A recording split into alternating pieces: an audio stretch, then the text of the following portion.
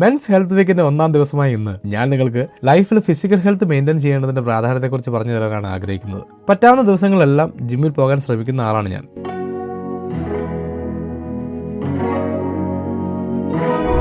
എക്സസൈസിന്റെ പ്രാധാന്യത്തെക്കുറിച്ച് ഏറ്റവും അധികം പറഞ്ഞു തന്നിട്ടുള്ളത് എന്റെ സ്വന്തം പപ്പായാണ്. പറഞ്ഞു തരിക മാത്രമല്ല പപ്പ ചെയ്തത്, മറിച്ച് അത് ജീവിതത്തിൽ പ്രാവർത്തികമാക്കി കാണിച്ചു തരികയായിരുന്നു.